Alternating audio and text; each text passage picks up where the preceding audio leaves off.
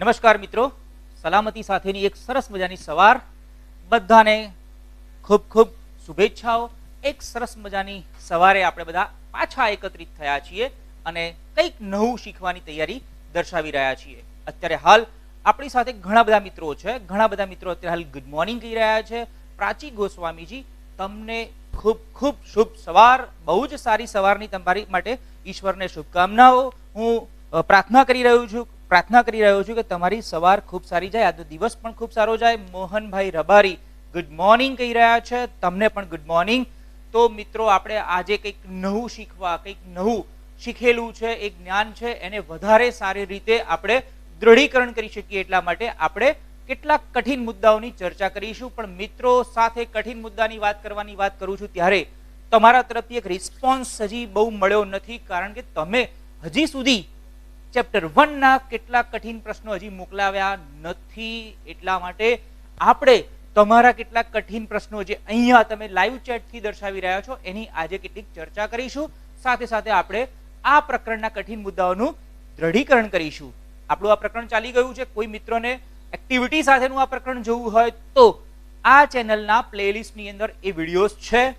ફરી યાદ કરાવી દઉં મિત્રો, તમારે બધાએ અત્યારે હાલ એક કામ કરવાનું છે, આપણી આ વિડીયો લિંકને લાઈક કરી બાજુમાં શેર બટન છે, તમારા જેટલા પણ ગ્રુપ્સ છે એ ગ્રુપની અંદર ફટાફટ આ વિડીયો લિંકને શેર કરી દો, જેથી શીખવાનું કામ શરૂ થાય એ પહેલા ઘણા મિત્રો આપણી સાથે જોડાઈ જાય। ઓકે, તો શરૂ કરવા જઈ રહ્યા છીએ। ફરીથી બધા જ મિત્રોને શુભ સવાર સાથે હું ડોક્ટર મિત્તલ પંડ્યા, પ્રધાન આચાર્ય શ્રીમતી એમએસસી પટેલ, સિદ્ધેશ્વરી વિદ્યાલય સરસાવ, તાલુકો કડી, જિલ્લો મહેસાણાથી તમારા બધાનું હાર્દિક સ્વાગત કરું છું। આપણે પ્રકરણ નંબર 1 ધોરણ 10 રાસાયણિક પ્રક્રિયાઓ અને સમીકરણો શીખવાની શરૂઆત કરીએ। ચાલો, હવે આપણે લાસ્ટ પિરિયડની અંદર જે ચર્ચા કરી એ ચર્ચાની અંદર આપણે સંકલન બધું મુદ્દાઓનું કરીએ તો સમતોલિત સમીકરણના મહત્વ વિશેની આપણે ચર્ચા કરી હતી। મિત્રો, તમને યાદ છે સંતુલિત સમીકરણ કેવી રીતે દર્શાવી શકાય, એનું મહત્વ શું છે?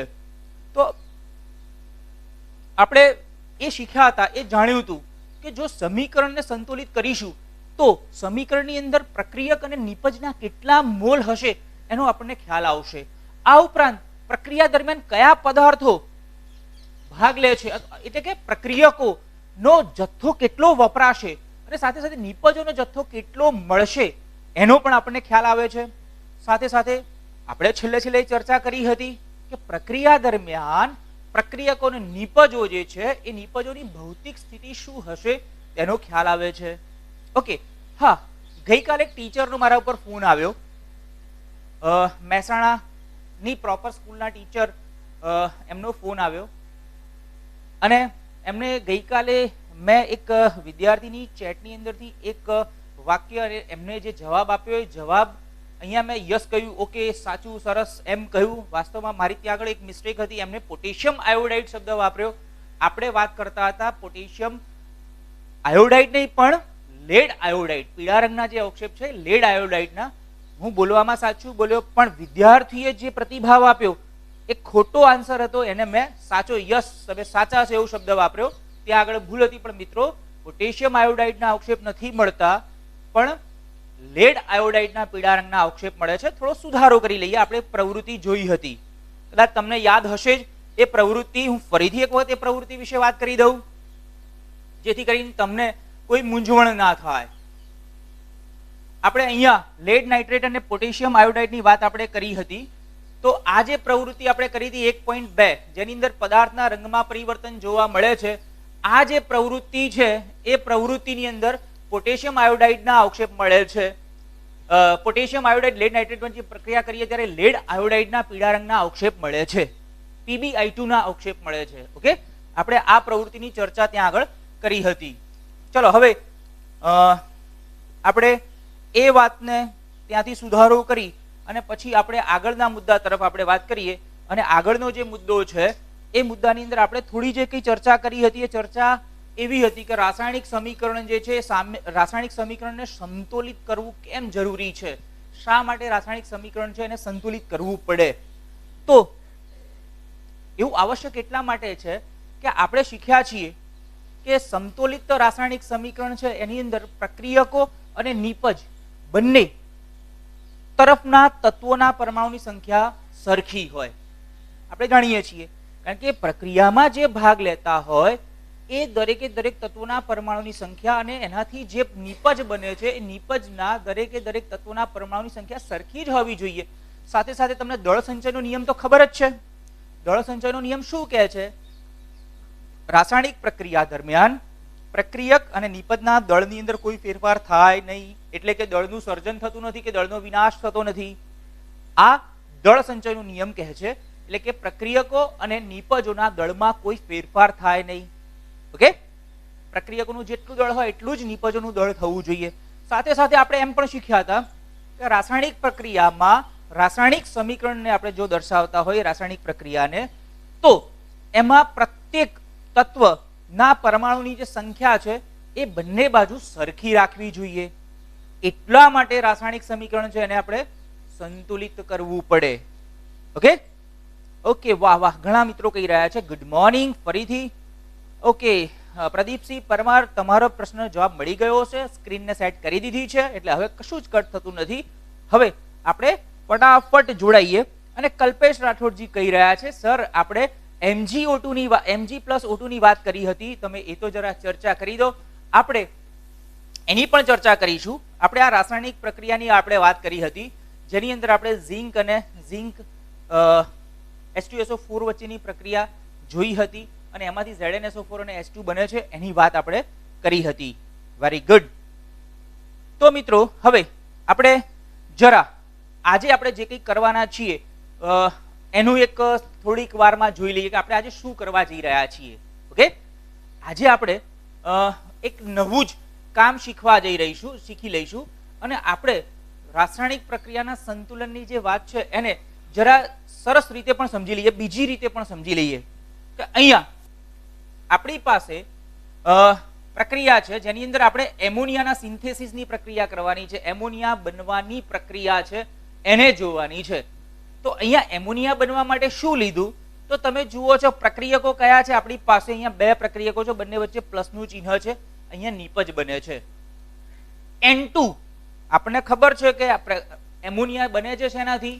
N2 + 3H2 gives 2NH3. તો એ બનવા માટે N નો એક પરમાણુ, N ના બે પરમાણુઓ છે, N નો એક પરમાણુ આપણે અહીંયા મૂકીએ, N નો બીજો પરમાણુ આપણે બીજા અણુને દર્શાવવા માટે મૂકીએ. હાઇડ્રોજન જે છે એ હાઇડ્રોજન NH3 હોય એટલે આપણને ખ્યાલ છે કે અહીંયા તમે જોઈ શકો છો હાઇડ્રોજનના 3 પરમાણુઓ હતા એ પૈકી ત્રણ અણુઓ હતા એ પૈકી 3 પરમાણુઓ એ નાઇટ્રોજન સાથે જોડાઈ ગયા અને એક NH3 નો અણુ બનાવે છે. એવી જ રીતે અહીંયાથી હાઇડ્રોજનના બાકી રહેલા જે 3 પરમાણુઓ છે એ પણ નાઇટ્રોજનના એક પરમાણુ સાથે જોડાઈને NH3 બનાવે છે. તો અહીંયા તમે જોઈ શકો છો મિત્રો કે આપણી પાસે જેટલા પણ પ્રક્રિયકો હતા 3 અણુ હાઇડ્રોજનના હતા અને 2 અણુ નાઇટ્રોજનના હતા. એ નિપજ NH3 બની ત્યારે 3 વપરાઈ ગયા. 3 અણુઓ હાઇડ્રોજનના વપરાઈ ગયા, 2 અણુ નાઇટ્રોજનના વપરાઈ ગયા. આ શું સૂચવે છે? દળ સંચયનો નિયમ પણ સૂચવે છે કે અહીંયા જેટલું પણ દળ હતું બધું વપરાઈ ગયું. બીજું સંખ્યાનો નિયમ છે, આપણે જે વાત કરી પ્રક્રિયકના અણુઓની સંખ્યા, પ્રક્રિયકના પરમાણુની સંખ્યા અને નિપજના પરમાણુની સંખ્યા સરખી છે. અર્થાત બધા જ પ્રક્રિયકના અણુમાંથી નિપજ જે બને છે એ નિપજની તરફ પરમાણુની સંખ્યા બંને તરફ સરખી રહે છે. ઓકે, તો આપણે આ વસ્તુનો ખ્યાલ સરસ રીતે આપણે સમજી શક્યા, આપણને એ સરસ રીતે આ વસ્તુનો ખ્યાલ આવી ગયો. એક બીજી પ્રક્રિયા પણ આપણે આ રીતે જોઈ શકીએ છીએ. બીજી પ્રક્રિયા જે છે એ આ જ રીતે સરસ રીતે સમજાઈ શકાય છે અને એ પ્રક્રિયા છે હાઇડ્રોજન અને ઓક્સિજન બંને વચ્ચેની પ્રક્રિયાથી પાણીનો અણુ બને છે તે પ્રક્રિયા. હવે તો તમને ખ્યાલ આવી જ ગયો શું કરવાનું છે. કેલ્શિયમ. ઓકે, મુકેશ પરમારજી કહી રહ્યા છે CaCO3 ના અલગ નામ જણાવો. CaCO3 એટલે કેલ્શિયમ કાર્બોનેટ, એને આપણે આરસપાણ તરીકે ઓળખીએ છીએ. ચલો હવે પછી આપણે એની ચર્ચા કરીએ થોડીક. આપણે જોઈ લઈએ અહીંયા પાણી જે છે એના બનવાની પ્રક્રિયા વોટર સિન્થેસિસ. પાણી શેમાંથી બને છે? બધાને ખ્યાલ છે પાણી બને છે. ઓકે મુકેશ પરમારજી, આભાર યુગ પુરોહિતજી. યુગ પુરોહિતજીએ આપણને નામ પણ આપી દીધા, કદાચ એવું લાગી રહ્યું છે. ઇલાબેન કોઠારી, સરસ, મજા આવી ગઈ. વાહ, સરસ, મજા તમને આવી, એની મજા અમને પણ આવી ગઈ. તો અહીંયા હાઇડ્રોજનના બે અણુઓ, આ એક અણુ, આ બીજો અણુ, જેની અંદર બબ્બે પરમાણુઓ હાઇડ્રોજનના છે. ઓક્સિજન જે છે એના બે પરમાણુ એટલે ઓક્સિજનનો એક અણુ. આ છે H2 અને O2. 2H2 plus 1O2 gives H2O. કેટલા મળશે જોઈ લઈએ. તો અહીંયા ઓક્સિજન જે છે, ઓક્સિજનનો એક પરમાણુ બીજા ઓક્સિજનના પરમાણુ સાથે હાઇડ્રોજનનો અહીંયા એક પરમાણુ જોડાશે એટલે એક H2O બનશે. આ ઓક્સિજનનો પરમાણુ છે, આ બે હાઇડ્રોજન છે એટલે H2O. એવી જ રીતે ઓકે ઓકે ઓકે ઓકે ફરીથી જોઈ લઈએ. ચલો ફરીથી આપણે જોઈ લઈએ. અહીંયા ઓક્સિજન છે એને આપણે ગોઠવી કાઢીએ. ત્યાર પછી હાઇડ્રોજન જે છે એ હાઇડ્રોજનને પણ આપણે ગોઠવી કાઢીએ. તો અહીંયા તમે જોઈ શકો છો મિત્રો, બે હાઇડ્રોજનના અણુઓ સાથે પ્રક્રિયા, બે ડાયહાઇડ્રોજન સાથે પ્રક્રિયા થવાથી કોની સાથે? તો એક ડાય ઓક્સિજન સાથે પ્રક્રિયા થવાથી એમાંથી આપણને બે પાણીના એટલે કે H2O ના અણુ મળે છે. અહીંયા આપણને ખ્યાલ આવી ગયો કે રાસાયણિક પ્રક્રિયા થાય છે ત્યારે આપણે જોઈ શકીએ છીએ કે પ્રક્રિયકોના જેટલા અણુઓ છે એટલા જ નિપજના અણુઓ હોય છે. ઓકે, સમજ પડી ગઈ હોય તો બેટા એક સરસ મજાનો એક થંબ આપી દેજો. અમને પણ ખ્યાલ આવે કે તમે અત્યારે બેઠા છો. હિંમતભાઈ જવાબ આપી રહ્યા છે. H2 plus O2 gives H2O. બેટા અહીંયા થોડુંક જોઈશું કે H2 ના કેટલા અણુઓ હતા. ઓકે, સરસ. ચલો મિત્રો, હવે એક થંબ સરસ મજાનું આપી દો તો ખ્યાલ આવે કે આટલા મુદ્દાની તમને ખબર પડી ગઈ. તો ઓકે, ચિંતન ભાનુશાળીજી કહી રહ્યા છે, સર પહેલા પ્રકરણમાં મને કોઈ જ પ્રશ્ન નથી એટલે મેં કોઈ પ્રશ્ન નથી મૂક્યો ફોર્મમાં. બિલકુલ સરસ. કોઈ પ્રશ્ન ના, કઈ સમજ ના પડી હોય તો કોઈ પ્રશ્ન ના પૂછીએ. વેરી ગુડ, કઈ વાંધો નહીં. સમજી તો શકીએ છીએ આપણે, સમજી તો લઈએ છીએ. વાહ, સરસ. ઓકે, યુગ કહી રહ્યા સર ના સમજાયું, ફરીથી સમજાવો. શેમાં ન સમજાયું? તો હું ફરીથી તમને કહી દઉં કે આપણે જે શીખ્યા એ આપણે રાસાયણિક સમીકરણને સંતુલિત કેમ કરવું પડે છે એ મુદ્દાને આપણે સમજૂતી આપી. તો રાસાયણિક સમીકરણને સંતુલિત કેમ કરવું પડે છે? કારણ કે પ્રક્રિયક અને નિપજની બંને બાજુ પરમાણુની સંખ્યા સરખી હોવી જોઈએ. દળ સંચયનો નિયમ એવું કહે છે કે દ્રવ્યનું દળ જે હોય છે એનું સર્જન ના કરી શકાય કે વિનાશ ના થઈ શકે. રાસાયણિક પ્રક્રિયા દરમિયાન પ્રક્રિયકો અને નિપજના દળ સરખા હોય. આના કારણે આપણે રાસાયણિક સમીકરણની અંદર બંને બાજુએ પ્રક્રિયક અને નિપજના મૂળને સરખા કરવા માટે આપણે એમની સંખ્યાને સરખી કરીએ છીએ. ઓકે, એટલા માટે આપણે રાસાયણિક સમીકરણને સંતુલિત કરવું પડે. આપણે એ પ્રોસેસ જોઈએ અત્યારે હાલ. હવે આપણે એક પ્રેક્ટિકલ કરીએ. હવે આપણી પાસે એક પ્રક્રિયા છે અહીંયા જુઓ. Fe plus H2O gives Fe3O4 plus H2. હવે આ રાસાયણિક પ્રક્રિયાને સંતુલિત કરીએ. તમે બુકમાં જોશો તો આ રાસાયણિક પ્રક્રિયાને સંતુલિત કરવા માટે જુદા જુદા 7 સોપાનો આપેલા છે. પણ કોઈ રાસાયણિક પ્રક્રિયાને આપણે જો સ્ટેપ વાઇઝ સમજવા માટે પણ જો એ રીતે સોપાનો વાઇઝ કરવા જઈશું તો ઘણો સમય જશે. એટલે હું તમને એની ટ્રીક કહું છું. કોઈ પણ રાસાયણિક સમીકરણ સંતુલિત કરવું હોય તો અલગ અલગ રીતે ઘણા લોકો અલગ પ્રક્રિયાને અલગ અલગ રીતે બેલેન્સ કરે છે, સંતુલિત કરે છે. દાખલા તરીકે કોઈ હાઇડ્રોજનથી શરૂઆત કરે, કોઈ ઓક્સિજનથી શરૂઆત કરે, કોઈ જે પરમાણુની સંખ્યા વધુ હોય ત્યાંથી શરૂઆત કરે, કોઈ ધાતુ આયન હોય તો એનાથી શરૂઆત કરે. તો આમ અલગ અલગ રીતે થઈ શકે છે આ પ્રક્રિયા. ને આ પ્રક્રિયામાં જો આપણે કહ્યું ને વેરાયટીઝ છે, જ્યાંથી તમે શરૂઆત કરો કરી શકો છો, એનો કોઈ જ વાંધો નથી, પણ સરળ કહેવું પડે. ઓકે, બુકમાં પણ કહ્યું છે કે વધુ પરમાણુ જે હોય ત્યાંથી આપણે શરૂઆત કરીએ તો આપણું કામ થોડું સરળ પડે. કારણ કે પહેલા એ બેલેન્સ થાય એટલે બાકીનાને બેલેન્સ કરવાની જરૂરિયાત બહુ ઓછી રહે. તો આપણે પણ એવું જ કંઈક કરીએ. તમે આયન આ પ્રક્રિયાની અંદર Fe થી શરૂઆત કરી શકો, O થી શરૂઆત એટલે ઓક્સિજન થી શરૂઆત કરી શકો, હાઇડ્રોજન થી શરૂઆત કરો.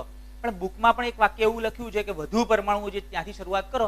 આમ પણ એ ઈઝી પડે થોડું, કારણ કે મેઇન જે મોટા વધારે સંખ્યા હોય એ સંતુલન થાય એટલે બાકીના સંતુલન થવાની શક્યતા પૂરેપૂરી છે, ઝડપથી સંતુલન થાય.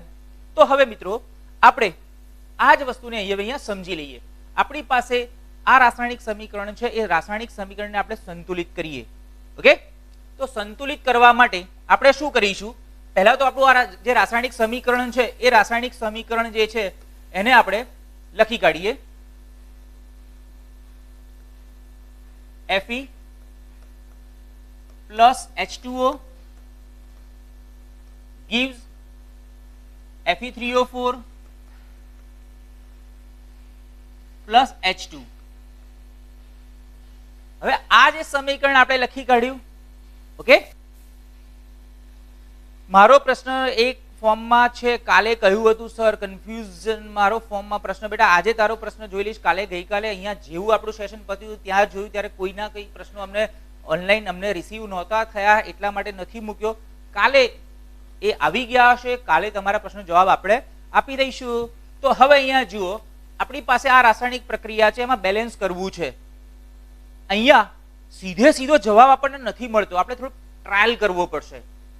ટ્રાયલ કરીશું, ક્યાંક ખોટા પણ પડશું તો પાછો સુધારો કરવો પડશે. એટલા માટે જ આ પદ્ધતિને ટ્રાયલ એન્ડ એરર મેથડ પણ કહેવામાં આવે છે. ઓકે, ચલો હવે આપણે જોઈએ આ પ્રક્રિયકો થશે, આ નિપજો થશે. બધાને ખ્યાલ છે? પ્રક્રિયકો જે છે એ બાજુ જોઈએ, Fe નો એક પરમાણુ, હાઇડ્રોજનના બે પરમાણુ, ઓક્સિજનના કેટલા પરમાણુ છે? અહીંયા જુઓ, ઓક્સિજનના એક પરમાણુ છે. અહીંયા Fe ના 3 પરમાણુ છે, ઓક્સિજનના 4 પરમાણુ છે અને હાઇડ્રોજનના 2 પરમાણુ છે.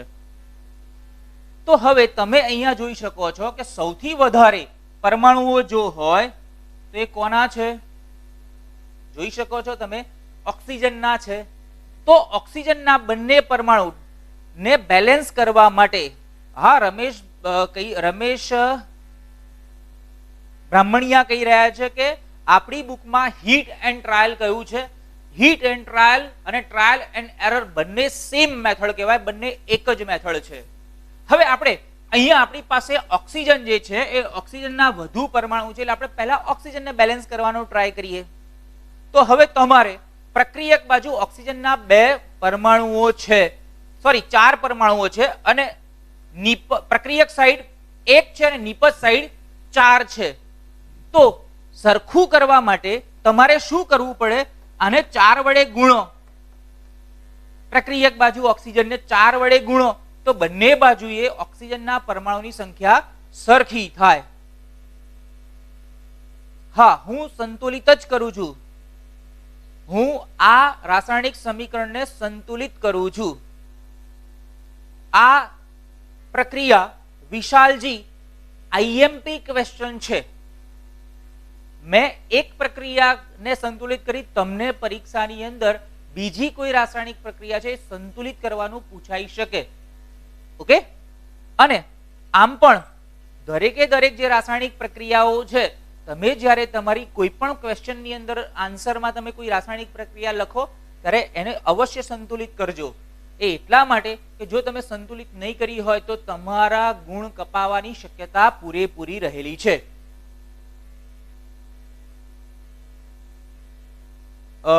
સર Fe કેમ 2 અને 3 એમ બંને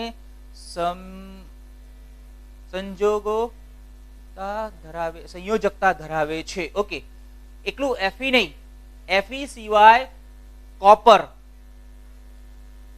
સલ્ફર અને બાકી ઘણા બધા તત્વો છે, એની સંયોજકતા 1 કરતા વધુ હોય છે.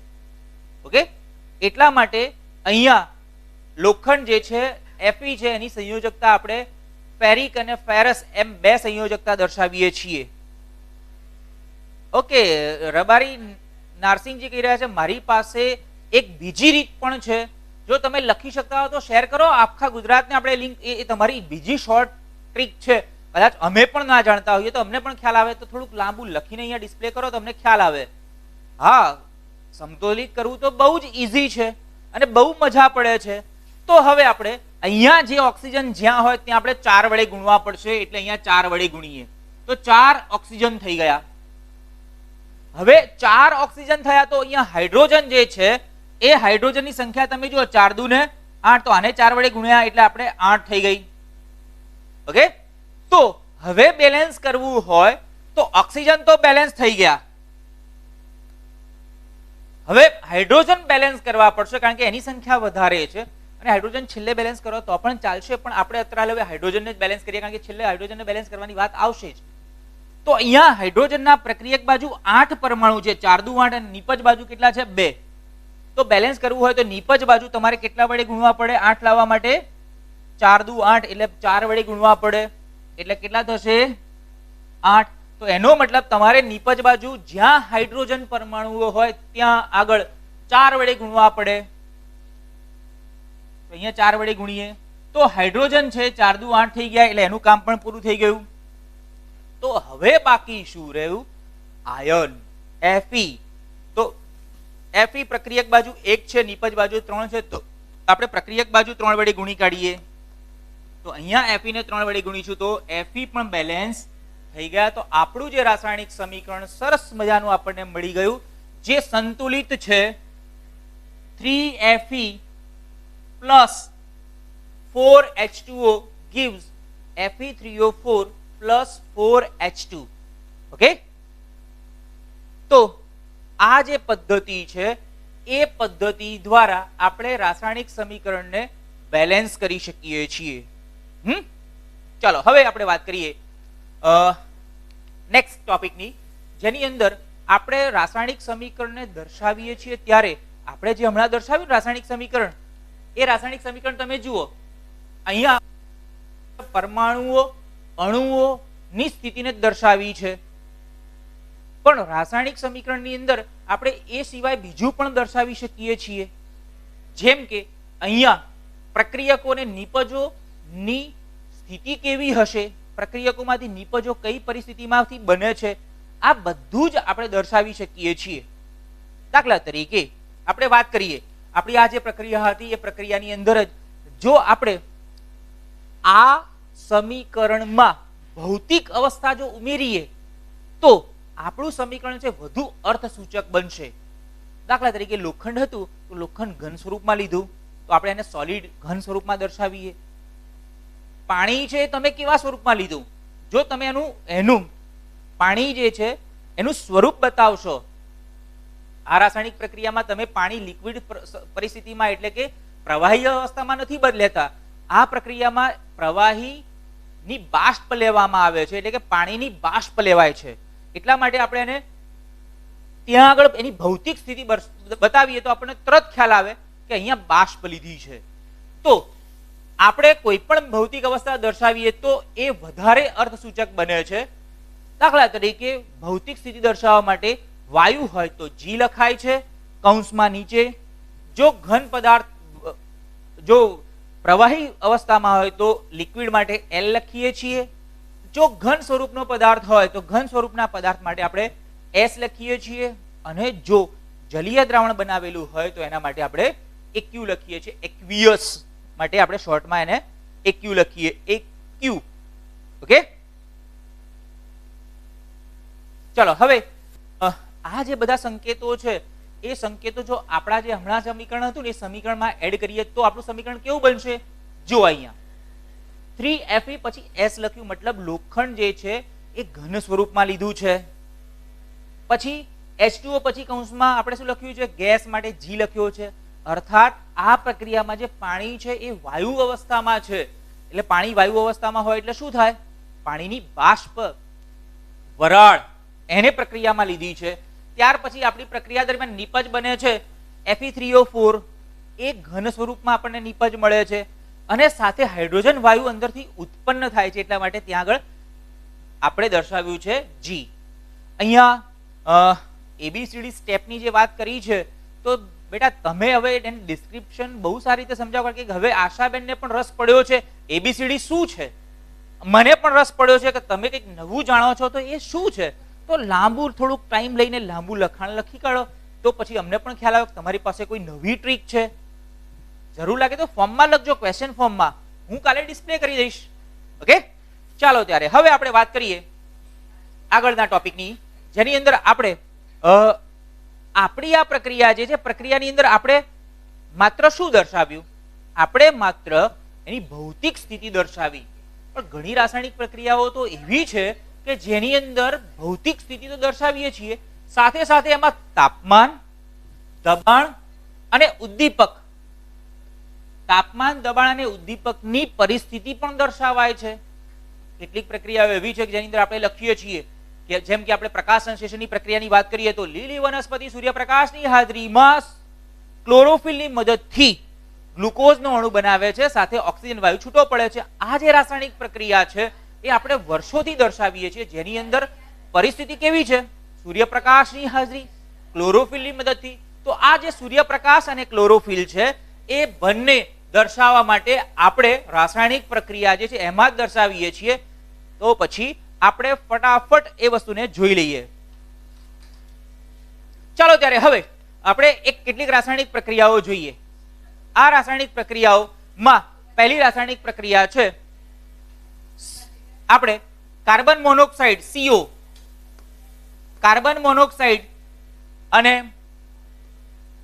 H2 હાઇડ્રોજન વાયુ બંને વચ્ચેની જો રાસાયણિક પ્રક્રિયા કરવામાં આવે ત્યારે 340 વાતાવરણ દબાણે કરવામાં આવે છે. ત્યારે 340 વાતાવરણ એટમોસ્ફેરિક પ્રેશર, આટલા તાપમાને દબાણે પ્રક્રિયા થાય ત્યારે એમાંથી મિથેનોલ મળે છે.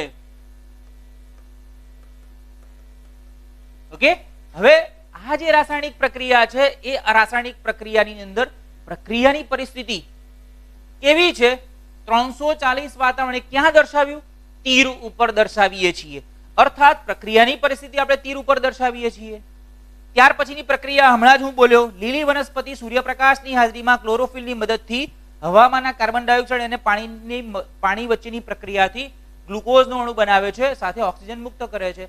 આ રાસાયણિક પ્રક્રિયામાં તમે જુઓ પરિસ્થિતિ કઈ હતી? સૂર્યપ્રકાશ અને ક્લોરોફિલ. આ જે પરિસ્થિતિ છે, પરિસ્થિતિને આપણે તીર ઉપર દર્શાવીએ છીએ. બાકી તમે જુઓ આ જે પરિસ્થિતિ છે એ શું બતાવે છે? એની ભૌતિક સ્થિતિ બતાવે છે. ઓકે, તમને ક્યાંક આ પરિસ્થિતિ જોઈને ક્યાંક તમને એવું થતું હશે, સર આવું તો કેવું થતું હશે કે CO2 એક્વાયસ? સાહેબ CO2 તો ગેસ હોય. ભૌતિક અવસ્થા ન લખીએ તો પણ ચાલે. જો સંતુલિત અવસ્થામાં સમીકરણ પૂછ્યું હોય તો ભૌતિક અવસ્થા લખવી જરૂરી છે. ઓકે, હા, એમને કોઈ સાહિત્યમાં વાંચ્યું છે કે મેગ્નેશિયમની પટ્ટીને, ઈલાબેન કોઠારી કહી રહ્યા છે, એમને કોઈ એક સાહિત્ય છે, સાહિત્યમાં વાંચ્યું કે મેગ્નેશિયમની પટ્ટીને સળગાવતા પહેલા સાફ કરવામાં આવે છે. સમજાવી દઈએ આપણે. બિલકુલ. ભૌતિક અવસ્થા બેલેન્સ કરવામાં પૂછ્યું હોય ત્યારે અવશ્ય દર્શાવવું પડે. અને નિશાજી પ્રશ્ન પૂછી રહ્યા છે ઉદ્દીપક એટલે શું? અહીંયા આપણે તાપમાનની તો ખબર પડી ગઈ, દબાણની ખબર પડી ગઈ, અને ઉદ્દીપકની વિશે વાત કરીએ તો ઉદ્દીપક એટલે શું? તો રાસાયણિક પ્રક્રિયા જ્યારે કરવામાં આવતી હોય ત્યારે ઘણી રાસાયણિક પ્રક્રિયા છે ને એ બહુ જ ધીમા દરે થતી હોય. દાખલા તરીકે પાણી બનવાની પ્રક્રિયા, તો પાણી બનવાની પ્રક્રિયા બહુ જ ધીમા દરે કુદરતમાં થતી પ્રક્રિયા છે. કુદરતી રીતે પાણી બનવા માટે શું જોઈએ? હાઇડ્રોજન જોઈએ અને ઓક્સિજન જોઈએ. જે વાતાવરણમાં છે તો ફટાફટ બંને વચ્ચે પ્રક્રિયાથી કેમ પાણીના અણુઓ બની નથી જતા? તો એ જે પ્રક્રિયા છે બહુ જ ધીમા દરે થતી પ્રક્રિયા છે. હવે આવી જે પ્રક્રિયા છે બહુ જ ધીમા દરે થતી હોય તો એ કેટલાક એવા પદાર્થો છે જેમની હાજરીમાં એ પ્રક્રિયાનો દર એટલે કે પ્રક્રિયા ઝડપી બને છે, પ્રક્રિયા દર વધે છે. તો જે પદાર્થની હાજરીમાં રાસાયણિક પ્રક્રિયાનો પ્રક્રિયા દર વધે છે તેને એ પ્રક્રિયાના પ્રક્રિયકો માટે ઉદ્દીપક એને કહેવામાં આવે છે. ઓકે, અહીંયા શોર્ટમાં રબારી નારસંગજીએ કહ્યું પ્રક્રિયાને ઝડપી બનાવે તે ઉદ્દીપક. એટલે કે એવા કેટલાક પદાર્થો છે કે જેની હાજરીમાં પ્રક્રિયાનો દર વધે છે, પ્રક્રિયા ઝડપી બને છે. હવે પ્રશ્ન એવો થાય કે આ જે ઉદ્દીપક છે ને એ પાછો પ્રક્રિયામાં ભાગ લેતો નથી. અર્થાત એ જે પ્રક્રિયકના અણુઓ છે એ ક્યાંય વચ્ચે ક્યાંય આવતા નથી. વેનેડિયમ પેન્ટોક્સાઇડ આ પ્રક્રિયામાં ઉદ્દીપક તરીકે વાપરીએ હાઇડ્રોજન અને ઓક્સિજન વચ્ચેની પ્રક્રિયામાં, તો એમાંથી પાણીનો અણુ બને છે. તો એ વેનેડિયમ પેન્ટોક્સાઇડ છે ને એ ક્યાંય પ્રક્રિયા દરમિયાન ભાગ લેતો નથી. એની હાજરી માત્રથી પ્રક્રિયા ઝડપી બને છે.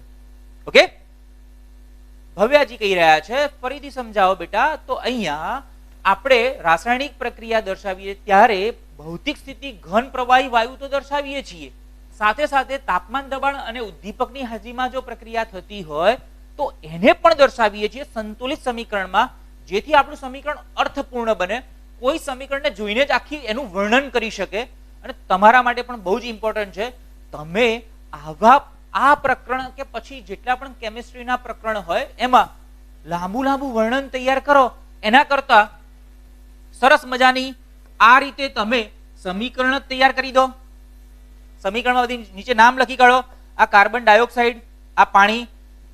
પછી તમે ખાલી આટલું તૈયાર કર્યું હોય એના ઉપરથી વર્ણન કેટલું સરસ મજાનું થઈ શકે. આ પ્રક્રિયામાં આપણે એમ કહીએ છીએ કે કાર્બન ડાયોક્સાઇડ અને પાણી વચ્ચેની સૂર્યપ્રકાશ અને ક્લોરોફિલની હાજરીમાં પ્રક્રિયા થાય, એમાંથી ગ્લુકોઝ અણુ બને, ઓક્સિજન છૂટો પડે અને પાણીનો અણુ છૂટો પડે છે. ઓકે, કેટાલિટિક એજન્ટ, કેટાલિસ્ટ કેટલા કહી રહ્યા છે. ઉદ્દીપકના ઇંગ્લિશ શબ્દો કેટેલિસ્ટ,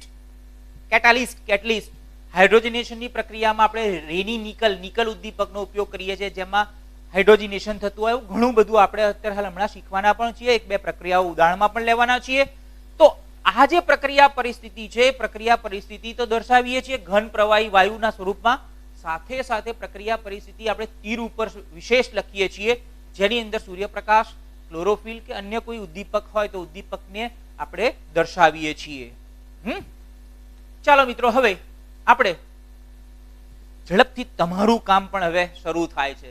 તો ઝડપથી તમારે નોટ લેવાની છે, પેન લેવાની છે, અને પછી તમને સોંપેલું રાસાયણિક પ્રક્રિયાઓનું સંતુલન તમારે કરવાનું છે. અને ઝડપથી ચેટ બોક્સમાં એ સંતુલન, હા કોઈ કહી રહ્યા છે ઉદ્દીપક કયા કયા છે. ઉદ્દીપક ઘણા બધા છે, અલગ અલગ પ્રક્રિયકો માટે ઉદ્દીપકો અલગ અલગ હોય છે. ચલો હવે અહીંયા જુઓ, આપણી પાસે હવે તમારું કામ શરૂ થાય છે. હા, અહીંયા ઉદ્દીપક હેબર વિધિની અંદર પણ ઉદ્દીપક વપરાય છે, વાત સાચી છે. નિકલ ઉદ્દીપક વપરાય છે, એમાં ઘણા બધા ઉદ્દીપકો છે. ચલો હવે અહીંયા જુઓ, અહીંયા એક રાસાયણિક પ્રક્રિયા આપી છે, એને તમારે સંતુલિત કરવાની છે અને ઝડપથી એ રાસાયણિક પ્રક્રિયાને સંતુલિત કરો. આ કામ તમને સોંપવામાં આવે છે. પ્રક્રિયા છે તમારી પાસે આ. ચલો ફટાફટ હું તમારા જવાબની ઝડપથી રાહ જોઈ રહ્યો છું. હાઇડ્રોજન ઓક્સક્લોરિન gives હાઇડ્રોજન ક્લોરાઇડ. ચલો ફટાફટ. હેબર વિધિની અંદર આયન ઉદ્દીપક વપરાય છે અને જ્યારે હાઇડ્રોજનેશન કરવાનું હોય ત્યારે નિકલ ઉદ્દીપક વપરાય છે. સાચી વાત છે. ચલો ફટાફટ. ઉદ્વિકાસ અને ઉદ્દીપક બંનેમાં ઘણો ફરક છે. બંનેને કોઈ કાળે મેળ પડતો નથી. શબ્દો તમને સરખા જેવા લાગે પણ બંનેના અર્થ જુદા જુદા છે.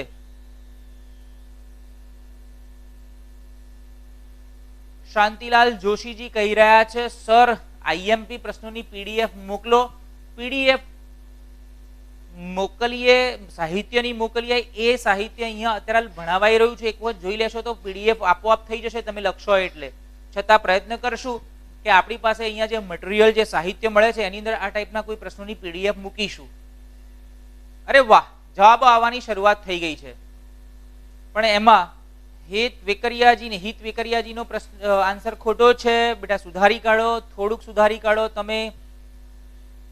ચિરાયુજીનો જવાબ સાચો છે.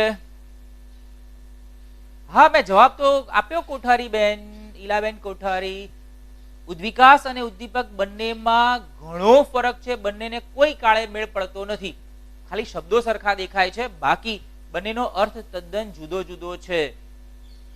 ચલો ચિંતનજી કઈ જવાબ આપી રહ્યા છે, એ પણ સાચો છે. વાહ, વેરી ગુડ. તો અહીંયા આપણે લખીએ હાઇડ્રોજન અને ક્લોરીન. હાઇડ્રોજન ડાયહાઇડ્રોજન એટલે H2 લખીશું, વત્તા ક્લોરીન એટલે ડાયક્લોરીન છે એટલે Cl2 લખીશું. બંને વચ્ચેની પ્રક્રિયા છે, પ્રક્રિયાથી આપણને hydrogen chloride HCl hydrochloric acid મળે છે, એ લખીશું. ઓકે, અહીંયા આપણી જે રાસાયણિક પ્રક્રિયા છે એ અહીંયા ગેસિયસ ફોર્મમાં છે, ક્લોરીન પણ ગેસિયસ ફોર્મમાં છે, અને ઉત્પન્ન થતો હાઇડ્રોજન ક્લોરાઇડ એ પણ વાયુ અવસ્થામાં ઉત્પન્ન થાય છે. પછી એનો પાણીમાં દ્રાવણ બનાવીએ છીએ અને એક્વાયસ બનાવીએ છીએ. પણ જ્યારે ઉત્પન્ન થાય છે ત્યારે આ ઊંચા તાપમાને થતી જે પ્રક્રિયા છે, તાપમાન દરમિયાન થતી પ્રક્રિયા છે, એટલા માટે અહીંયા આ HCl ની બાષ્પ બને છે. પછી એને આપણે પાણીમાં ડાયલ્યુટ કરીએ છીએ, એટલે એક્વાયસ સ્વરૂપે આપણે એને દર્શાવીએ છીએ. ઓકે, તો અહીંયા આપણે બેલેન્સ કરીએ. આ બાજુ હાઇડ્રોજનના 2 પરમાણુ, આ બાજુ 1 પરમાણુ છે નીપજ બાજુ. તો આપણે સીધા નીપજ બાજુ 2 વડે ગુણી કાઢીએ. તો તમે અહીંયા જોઈ શકો છો કે હાઇડ્રોજન બેલેન્સ થઈ ગયો બંને બાજુ. હવે ક્લોરીનના 2 પરમાણુ પ્રક્રિયક બાજુ છે અને આ બાજુ જુઓ 2 એકા 2, એટલે ક્લોરીનના પણ 2 થઈ ગયા. તો આપણું રાસાયણિક સમીકરણ છે બેલેન્સ થઈ ગયું. તો ઝડપથી બધા મિત્રોને બેલેન્સ થઈ ગયું છે. તો એક બીજી પ્રક્રિયા તમારી ફટાફટ આ પ્રક્રિયા જે છે એ પ્રક્રિયાને પણ બેલેન્સ કરી અને તમે દર્શાવો. ચલો ફટાફટ ઝડપથી મિત્રો, ઝડપથી પ્રક્રિયાને બેલેન્સ કરો.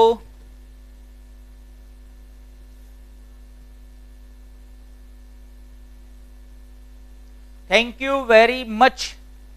ભણવાની મજા આવે છે, ભણાવવા દો, ભણાવો છો તમે. ચલો સરસ, થેન્ક યુ વેરી મચ. ભણવાની મજા આવે છે તો અરે વાહ, શોર્ટમાં બધા જવાબો આપી રહ્યા છે. તો અહીંયા તમે જુઓ આપણી પાસે એક બીજી રાસાયણિક પ્રક્રિયા આવી ગઈ છે, એક્વિયસ એટલે જલીય. વાહ, સાચી વાત છે યુગજી. મિત્તલભાઈ ધોરણ 9A શ્રી ઇન્દિરાબેન ગર્લ્સ હાઈસ્કૂલ, ઇન્દિરાબાઈ ગર્લ્સ હાઈસ્કૂલ. ઓકે, પ્રક્રિયા ખોટી છે. આ પ્રક્રિયા ખોટી છે.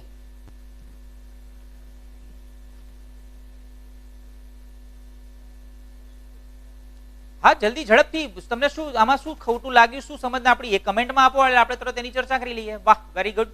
તમે એટલું વિચારતા થઈ ગયા કે પ્રક્રિયા ખોટી છે કે સાચી છે, એટલે અમારા માટે આનંદ આવી ગયો. તમે એટલું વિચાર કરતા થઈ ગયા કે આમાં કઈક ભૂલ છે. ઓકે, આ પ્રક્રિયા, ચલો આની અંદર વિચારો શું ખોટું છે તો મને પણ ખ્યાલ આવે. ચલો બીજી પ્રક્રિયા તો બધા આપવા માંડ્યા છે ઝડપથી. સાચી છે, સાચી. ઘણા બધા મિત્રો જવાબ સાચો આપી રહ્યા છે. Very good.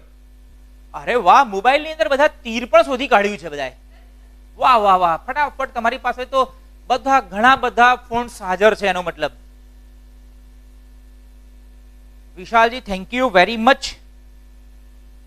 ચલો હવે ફટાફટ આ પ્રક્રિયા, અને કેટલાક મિત્રો કહી રહ્યા હતા આ પ્રક્રિયાની અંદર તકલીફ છે તો જરા એ પણ કહો તો અમને પણ ખ્યાલ આવે. શાંતિલાલ જોશીજી કહી રહ્યા છે સર ચાલુ રહેશે કે બંધ રહેશે? અત્યારે હાલ ચાલુ છે, એનો લાભ લઈ લો. અને આપણી GVS તો ચાલુ જ છે, ગુજરાત વર્ચ્યુઅલ શાળા બંધ નથી રહી. અને આખું ધોરણ 10 નો, ધોરણ 9 નો ગણિત વિજ્ઞાન અંગ્રેજીનો અભ્યાસક્રમ તમારી પાસે તમારી આંગળીના ટેરવે છે, એનો ઉપયોગ કરી શકો છો GVS માં હાજર રહીને. વાહ. Cl2 ના આવે, કેમ ના આવે? જરા ઝડપથી. Cl2 ના આવે. વિશાલ પટેલજી કહી રહ્યા છે Cl2 ના આવે. આપણી જે રાસાયણિક પ્રક્રિયામાં ક્લોરીન છે, ક્લોરીન એટલે ક્લોરીન અણુ, ક્લોરીન અણુ એટલે ડાયક્લોરીન, ડાયક્લોરીન એટલે ક્લોરીન અણુ. તો અહીંયા હાઇડ્રોજન અણુ પ્રક્રિયામાં ભાગ લે છે તો ક્લોરીનનો અણુ પણ પ્રક્રિયામાં ભાગ લે. ક્લોરીનનો અણુ પ્રક્રિયામાં, અણુ કહીએ છીએ બેટા, આમાં અણુ કહીએ છીએ એટલે અણુ પ્રક્રિયામાં દર્શાવવાનો હોય તો આણ્વીય સ્વરૂપ ક્લોરીનનું શું થાય? Cl2. તો અહીંયા Cl2 પ્રક્રિયામાં ભાગ લઈ એમાંથી હાઇડ્રોજન ક્લોરાઇડ એટલે હાઇડ્રોક્લોરિક એસિડ HCl બને છે. ઓકે, સાચું છે આ રહ્યું બેટા. ચલો ફટાફટ. અરે હવે હું જવાબ આપી દઉં. અહીંયા જેમ અહીંયા H2 કર્યું એમ કેટલાક મિત્રો અહીંયા N2 કરે છે સોડિયમ માટે. સોડિયમનું આણ્વીય સૂત્ર જો દર્શાવવું હોય તો એને જ થાય. એનું પરમાણ્વીય સૂત્ર, સોડિયમ છે ને એ એક પરમાણ્વીય અણુ છે. ઓકે, સોડિયમને આપણે દર્શાવવું ધાતુ છે. ધાતુ તત્વો જે છે એને દર્શાવવા માટે એક પરમાણ્વીય હોય. ધાતુ તત્વોને દર્શાવવું હોય જો આણ્વીય સ્વરૂપમાં તો એક પરમાણ્વીય અણુ છે. એટલે અહીંયા સોડિયમ જે છે એને આપણે Na વડે દર્શાવીએ. સોડિયમ તો ઘન સ્વરૂપમાં છે, મેટલ છે. ચલો ત્યાર પછી પાણી તો હવે કોઈને પૂછવાનું છે જ નહીં. વાસ્તવમાં અહીંયા પણ આ પ્રક્રિયા દરમિયાન પણ ટેમ્પરેચર આપવામાં આવતું હોય છે. ચલો સોડિયમ હાઇડ્રોક્સાઇડ, સોડિયમ હાઇડ્રોક્સાઇડ બધા મિત્રોએ કહ્યું છે એટલે હવે મારે તમને પૂછવાનું રહેતું જ નથી, કારણ કે તમે તો આન્સર આપી દીધો છે. સોડિયમ હાઇડ્રોક્સાઇડ એટલે NaOH. ચલો ત્યાર પછી હાઇડ્રોજન વાયુ ઉત્પન્ન થાય છે,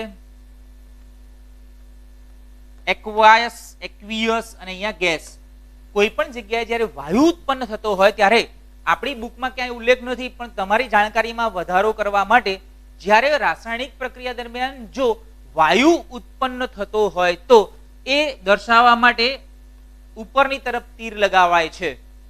અને રાસાયણિક પ્રક્રિયા દરમિયાન જલીય માધ્યમમાં જો ઘન પદાર્થ બનતો હોય, પ્રવાહી અવસ્થા જ હોય એમાં ઘન પદાર્થ બનતો હોય અને ઘન પદાર્થ બને એને અવક્ષેપ કહેવાય. તો જો અવક્ષેપ બનતો હોય તો એને નીચેની તીર વડે દર્શાવાય છે. આપણે અવક્ષેપીકરણની પ્રક્રિયા આપણા સિલેબસમાં છે, પણ 30% અભ્યાસક્રમ રદ કર્યો એમાં નીકળી ગયું, નહીતર આપણે અવક્ષેપીકરણની પ્રક્રિયા અભ્યાસક્રમમાં છે. ઓકે, બહુ મજા પડી ગઈ, વાહ, થેન્ક યુ. મને પણ તમારી સાથે મજા પડી ગઈ. હવે આપણે આ રાસાયણિક પ્રક્રિયા છે એમાં બેલેન્સ કરી જોઈએ. સોડિયમ 1 પરમાણુ, સોડિયમ 1 પરમાણુ, હાઇડ્રોજન 2, હાઇડ્રોજન અહીંયા 2 અને 1 3 છે. અર્થાત અહીંયા હાઇડ્રોજન બેલેન્સમાં નથી. ચલો ફટાફટ હવે આપણે આને બેલેન્સ કરીએ. તો કેવી રીતે બેલેન્સ કરીશું? અહીંયા હાઇડ્રોજનના 3 પરમાણુઓ છે. ચલો ઓક્સિજન તો બેલેન્સ છે જ, પણ હાઇડ્રોજનને બેલેન્સ કરવો છે તો આપણે એક કામ કરી શકીએ. આપણે બેલેન્સનું કામ કરવા માટે આપણે સપોઝ આને જો 2 વડે ગુણો તો શું થશે? તો અહીંયા હાઇડ્રોજનના 2 છે ને આ 2 ને 2 4 હાઇડ્રોજન થઈ ગયા. તો પછી આપણે અહીંયા શું કરવું પડશે? આને 2 વડે ગુણવા પડશે. તો 2 દુ 4 હાઇડ્રોજન આ બાજુ થઈ ગયા, 2 ઓક્સિજન, તો 2 ઓક્સિજન આ બાજુ થઈ ગયા, 2 સોડિયમ, તો અહીંયા 2 સોડિયમ મૂકી દો તો 2 સોડિયમ થઈ ગયા. ઓકે. અરે રબારી નરસિંહજી, રાત્રે આગિયા કેમ ચમકે છે એની પાછળ આગિયા પાછળ આદુ ખાઈને પડ્યા છો તમે. ચમકાવી દઈએ આગિયા. એ પહેલા હું આની જરા ચર્ચા કરી દઉં, પછી આગિયાને પણ ચમકાવી દઈએ. ચલો હવે અહીંયા જુઓ, સોડિયમ ગણો પ્રક્રિયક સાઈડ 2 સોડિયમ, આ બાજુ પણ 2, હાઇડ્રોજન 2 દુ 4 હાઇડ્રોજન, જો અહીંયા 2 અને 2 4, ઓક્સિજન 2 ઓક્સિજન 2, બેલેન્સ થઈ ગયું. તો આપણી આ રાસાયણિક પ્રક્રિયા પણ બેલેન્સ થઈ ગઈ. આગિયા ચમકે છે, એમ કેમ ચમકે છે? તો એનું કારણ કે આગિયા જે છે એ આગિયાની અંદર પ્રસ્ફુરક પદાર્થો હોય છે. એ આગિયા જ્યારે લાઇટ સોર્સ મળે એટલે કે પ્રકાશ મળે ત્યારે પ્રકાશને શોષે છે એની અંદર રહેલા ઘટકોની મદદથી, રસાયણની મદદથી, અને એ રસાયણ પ્રસ્ફુરક પદાર્થો કહેવાય. અને એ રસાયણની મદદથી શોષાયેલી પ્રકાશ ઉર્જા પછી લાંબો સમય સુધી એમિટ કરે, છોડે છે, અને એના પરિણામે આગિયાઓ ચમકે છે. થાય છે આમાં એવું કે જ્યારે પ્રકાશ ઉર્જા મળે ત્યારે એ પ્રકાશ ઉર્જાથી એ ઘટકોમાં રહેલા ઇલેક્ટ્રોન એની ઊંચી સંક્રાંતિ અવસ્થામાં પહોંચી જાય. ઊંચી સંક્રાંતિ અવસ્થા એટલે તમે પેલી કક્ષાઓ જો બોલો છો ને, પહેલી કક્ષા, બીજી કક્ષા, એમ કક્ષાઓમાં પણ પેટા કક્ષકો હોય, SPDF. તો એને ઊંચા શક્તિ સ્તરમાં, એ શક્તિ સ્તર છે, નીચા શક્તિ સ્તરમાંથી શક્તિ મળે પ્રકાશ ઉર્જા સ્વરૂપે, ત્યારે એ ઇલેક્ટ્રોન ઊંચા શક્તિ સ્તરમાં પહોંચે, ઊંચા શક્તિ સ્તરમાં રહે. પણ આપણને ખબર છે કોઈ પણ પરમાણુ, કોઈ પણ તત્વ, કોઈ પણ ઘટક, કોઈ પણ પદાર્થ આપણે પોતે પણ હંમેશા સ્થિર રહેવાનો પ્રયત્ન કરીએ. તો પેલા પરમાણુમાં પણ એ જ થાય. એના ઇલેક્ટ્રોન પણ સ્થિર રહેવા માટે શું કરે? ઊંચા શક્તિ સ્તરમાંથી નીચા શક્તિ સ્તરમાં આવે. હવે એમને તો આવે નહીં, એને શક્તિ શોષી છે અને ઉપરના શક્તિ સ્તરમાં ગયો છે, તો એ પ્રકાશ સ્વરૂપે ઉર્જા મુક્ત કરી અને પાછો પોતાને મૂળ શક્તિ સ્તરમાં આવે છે. આ દરમિયાન જે શક્તિ સ્તરમાં, નીચા શક્તિ સ્તરમાં આવવાના કારણે જે પ્રકાશ છોડે છે એના કારણે આપણે આગિયો જે છે, આગિયો લાઇટ, અરે કોઈ કે લાઇટ મૂકેલી હોય છે, ના લાઇટ નથી મૂકેલી હોતી, એ પ્રસ્ફુરક પદાર્થો ધરાવે છે એટલા માટે. અમરવેલ, બગાઈ અને જળોમાં શું સમાનતા છે? અમરવેલ, બગાઈ અને જળો 3 પરોપજીવીઓ છે. ઓકે. અમરવેલ એ વનસ્પતિ છે, પરોપજીવી વનસ્પતિ, કે જે બીજા કોઈ વૃક્ષ ઉપર પોષણ માટે આધાર રાખે છે. બગાઈ એ પણ પરોપજીવી છે. એ શું કરે છે? કોઈ પશુ જે છે, પરજીવી કહેવાય આપણે એને, પરોપજીવી કરતા પરજીવી વધારે કહીશું આપણે એને. એ કોઈ પશુ છે એની અંદરથી સીધું સીધું લોહી ચૂસે છે અને પછી પોતે પોષણ માટે એનો ઉપયોગ કરે છે. અને હાઇડ્રા, જળો હાઇડ્રાની તમે જળો પૂછ્યું છે. જળો પણ બગાઈના જેમ જ કોઈ સજીવ છે, સજીવની ઉપરથી જ એના શરીરમાં રહેલા પોષક ઘટકો લોહી કે વગેરે ચૂસીને એમાંથી એ પોતાનું પોષણ મેળવે છે. ઓકે,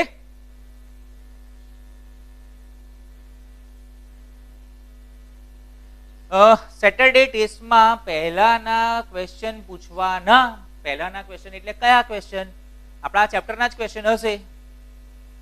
ચલો હવે આપણે વાત કરીએ આપણા નેક્સ્ટ ટોપિકની.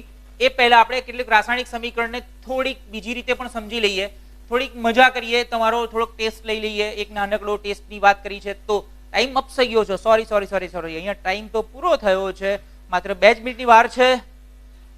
ઓકે. તો બેલેન્સ કાલે કરીશું. આજે સંતુલન, આપણું સમયનું સંતુલન બગડી જશે, સમયના સંતુલનને પણ જાળવવું પડશે.